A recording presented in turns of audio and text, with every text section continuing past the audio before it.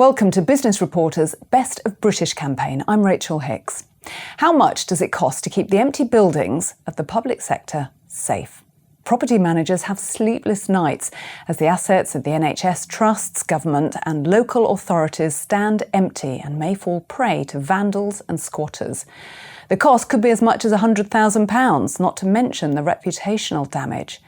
So how do you protect these assets? To find out more, with us today is Stuart Woolgar from Global Guardians.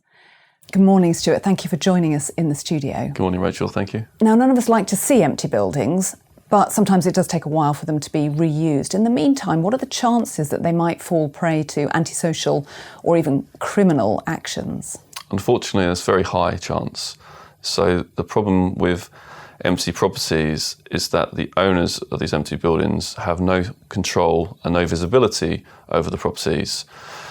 So this means that unless they are physically on site themselves 24 hours a day, 7 days a week, they can't basically control the property. This is a major headache that all owners of vacant properties have across the UK and across the world really at the moment. And one of the problems that they have is the inability to sleep properly because they're constantly thinking of the problems, and also to work properly throughout the working day. And these questions plague them on a daily basis. And the questions that come to them are things like, are squatters entering my property?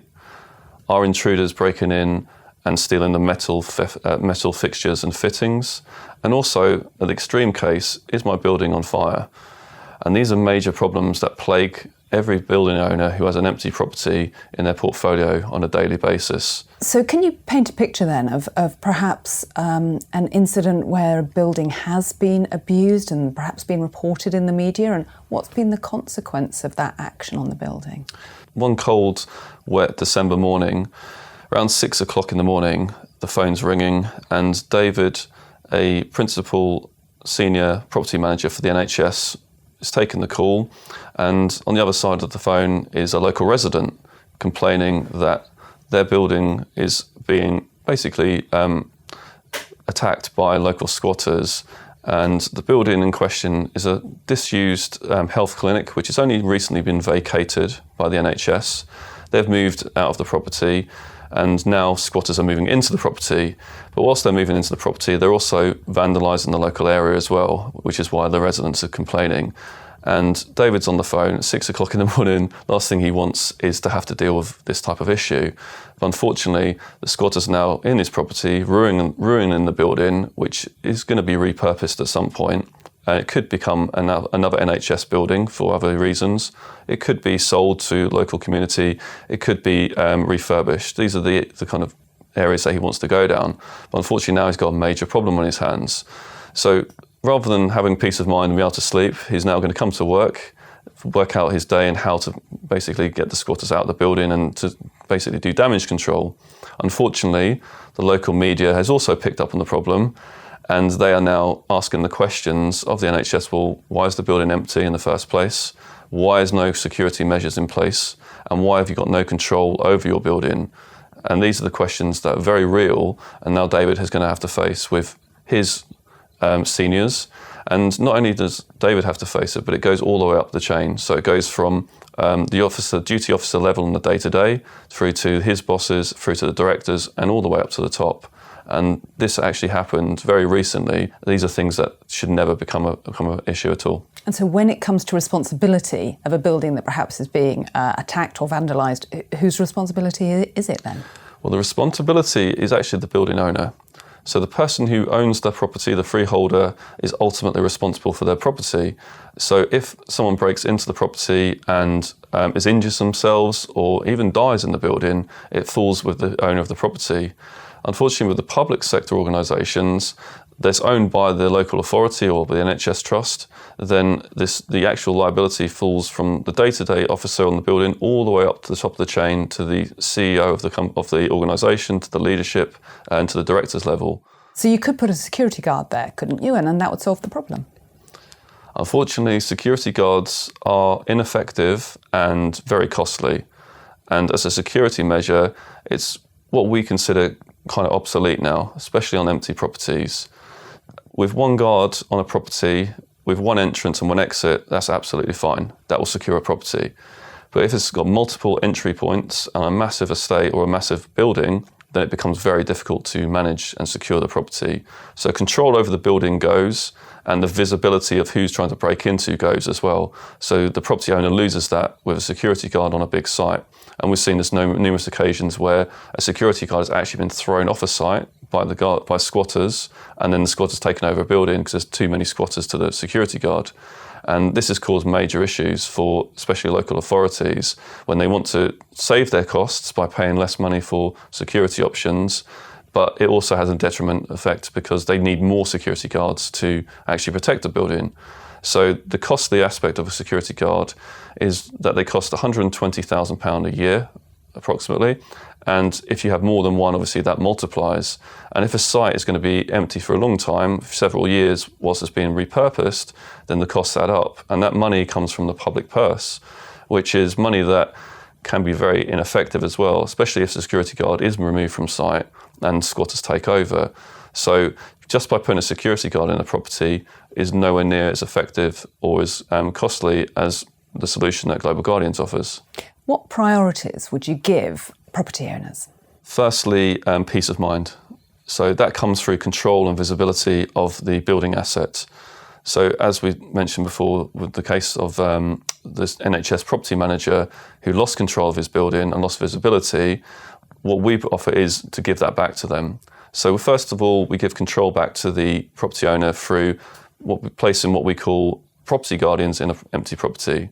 So a property guardian is a working professional who lives in an empty property on a rolling contract.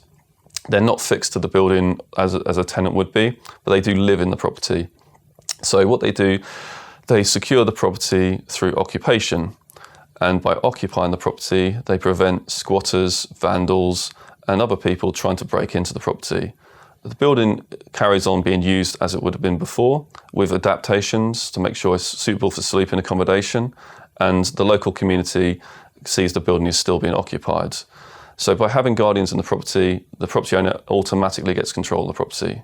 There's no longer going to be a case of a security guard being thrown off site or someone breaking in through a metal window that's been jarred open. Once they're in place, the property guardians look after the building like their own home, and we provide visibility to our clients through a CRM system we've developed ourselves called MyGlobe, and they can make sure everything's going into the building in terms of health and safety compliance, making sure the building is being looked after, and property owners are seeing real time any security issue, any maintenance issue in their building through this. And by giving them full control and full visibility, property owners then working with us get absolute peace of mind.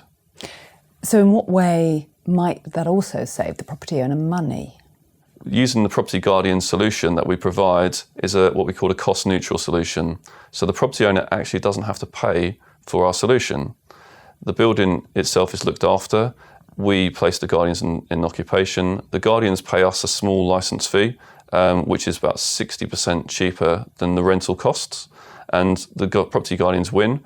The property owner wins through the peace of mind and for also saving absolutely massive amounts of money on what would be security guards or other traditional methods of security.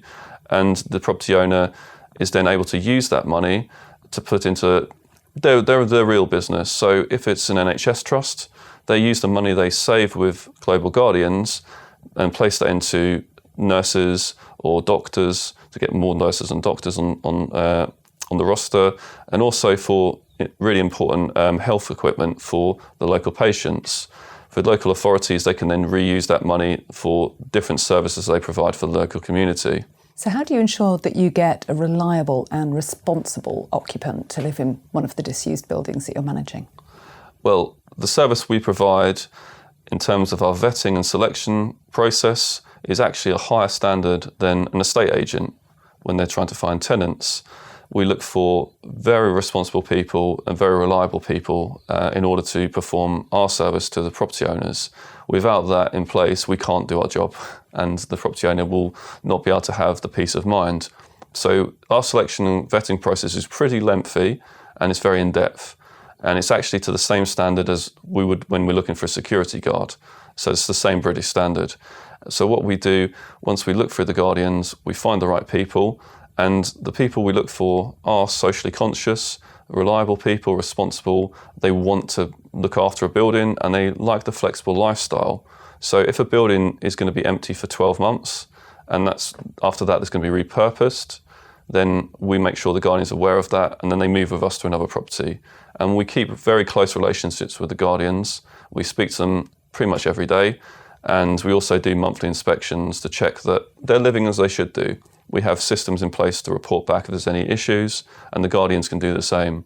I mean, one of our key slogans is for guardians and for property owners, we guarantee good neighbours. So the guardians we place are really good people. This model is relatively new. Has it worked anywhere else? Yes, this is a model that is new in the UK, and across Europe it started in Holland, where it's a much bigger market over there.